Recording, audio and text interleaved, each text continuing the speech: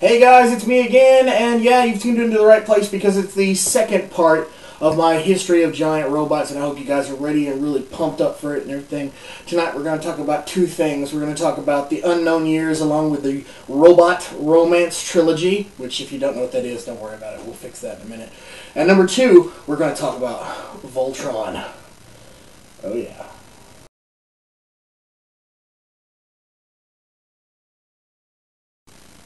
Hey guys, once again we're starting the second part, and first we need to go over something I like to call the dark ages of giant robots. And what has happened is, when we got finished talking in the part one about Radiating the Brave, after that there came a small number of years, from about 73 to 80 or so, where everything that came out of the Asian market was giant robots. It's like giant robots just hit something and took off. And the only things that most people remember by this time is that everything had a giant robot in it. Everything. There are giant robots, I don't even know their names. You could find them all over the place. But there was a small series that's called the Robot Romance Trilogy. It is all made by the same guy. It was 3 different series, and that would be Combattler V, not 5, V. Then Voltus 5, not V, and then Demos. Take that as you may. Anyway, these 3 things are most remembered by people because they were the latter after Radiating the Brave, and they were the ones that most people remember because most people watched them, and all the 3 had storylines that tied together, which it proved that you could make 3 different animes and still hold the same viewers.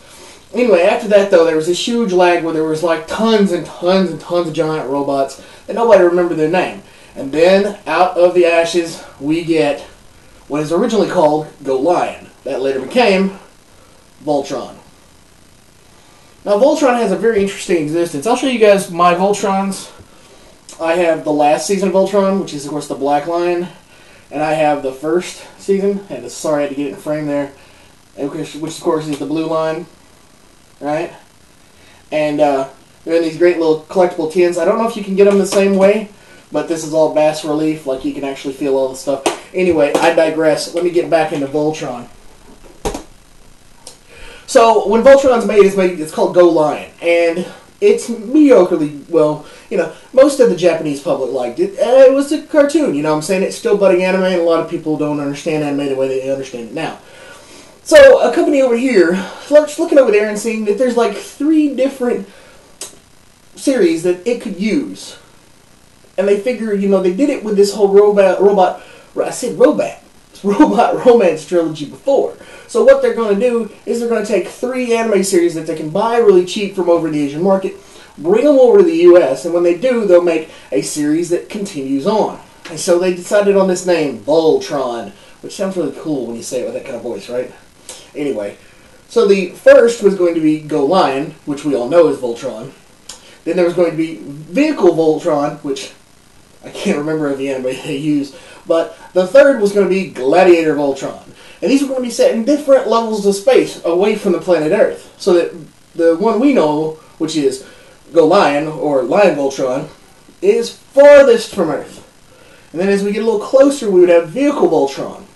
Then when that series wrapped up, we could have Gladiator Voltron on Earth. And we'd have these 3 overlapping things. Problem is, they put the first series through, everybody loved Lion Voltron. They bring along the second one, Vehicle Voltron, it falls flat on its face. Nobody wants to see it. Everybody would rather see Lion Voltron than Vehicle Voltron, which means they never even showed Gladiator Voltron. And, it's a good series, it's got a lot of stuff, it does have a huge amount of censorship in it. People die. Other things die, aliens die, so they call them robots. You see scenes where giants are obviously going to stomp somebody on the ground, but it cuts away at the last minute. This was all due to the fact that over here we have very rigorous rules about things that children are going to watch.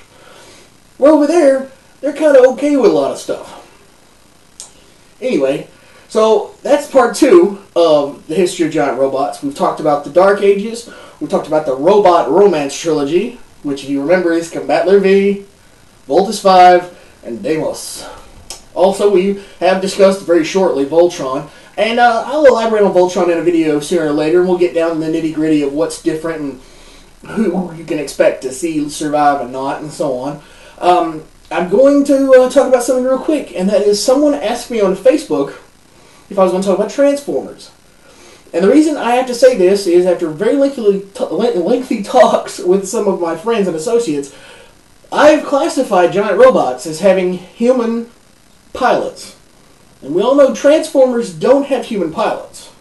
Now, I can talk about the toys Takara made them from, Diaclones, because they did have human pilots. Or humanoid pilots. But let's put it that way. So I won't be getting into the Transformers, but I can promise this. I will get to show you my Transformers. We'll show you some of the important parts of my collection. I have a very, very lengthy collection. And hopefully that will stem your appetite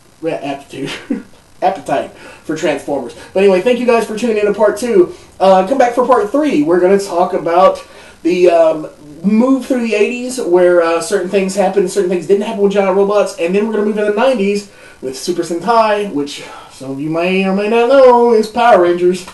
But anyway, thanks for tuning in, guys. Please thumbs up this video if you like it.